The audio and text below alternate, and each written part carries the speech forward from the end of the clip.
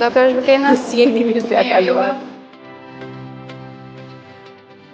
Bëjmë një prezantim të kabinetit të ri të sistemit vestibular, i cili është kabineti i ri dhe është realizuar nëpërmjet një projekti të Agjencisë të Kërkimit Shkencor dhe Inovacionit, nëpërmjet Universitetit të Mjekësisë të Tiranës, dhe që plotëson gjithë vlerësimin e sistemit vestibular në QSUP. Për më tepër, doktoresha Visi, që është specializuar në këtë fushë, na jep një informacion pak më të detajuar. Kemi pajisjet e videonistagmografisë, që është një ekzaminim bazë për diagnozën e problemeve të sistemit vestibular, që është praktikisht probleme të veshit të brendshëm. VideoHip është një ekzaminim gjithashtu shumë i rëndësishëm për këtë diagnoza. Pjesa më e rëndësishme që ka ky kabinet është bërja e një diagnoze të saktë të patologjive të marrjeve mendsh. E para, sepse ndan nëse ky problem është i veshit apo i problemeve centrale, i trurit e thënë më thjesht. E dyta, sepse ndan me problemet periferike cili problem është, sepse dhe aty kemi disa probleme. Dhe e treta, ndjekjen e terapisë së patologjive të sistemit vestibular. Çfarë risi kemi sjellë në këtë shërbim për pacientët e përshëm? Ky ekzaminim praktikisht ka vite që i ka munguar këtij shërbimi, tani gjendet këtu,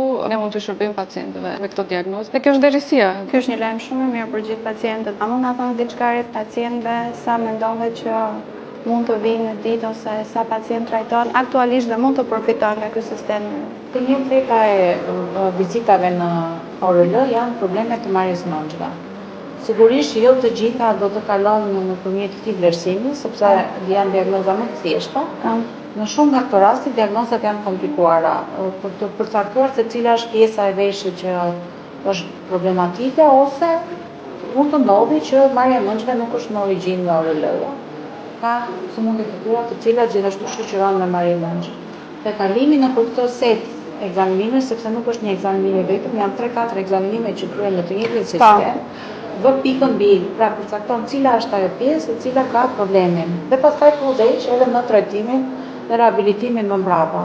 Gjithashtu këtë pjesë është e rëndësishme sepse deri tashmë specializantët që janë në ORL-të e ardhshme, këtë pjesë e kanë parë teorikisht nëpër video, nëpër trajnime. Ndërsa tani kanë mundësinë që ta shikojnë dhe ta praktikojnë dhe ta mësojnë. Pra ndihmon edhe në këtë pjesë, i bën të mundur që specialistët e ORL të dalin të plotësuar, të jenë të kompletuar për mjekët e rinj. Në mënyrë të veçantë, ky kabineti ka dhe vlerë akademike, në sensin që ne kryejmë studime dhe që studimet jenë të pranueshme dhe të krahasueshme në nivel evropian, do të jenë plotësuar në gjithë setin e ekzaminimeve, ne mund të plotësojmë vlerësimet të pacientëve që vërtet duhen vlerësuar në të gjitha elementet klinikë që kanë, dhe të kryejmë studime të ndryshme të cilat janë ofruar në nivel edhe kombëtar dhe ndërkombëtar.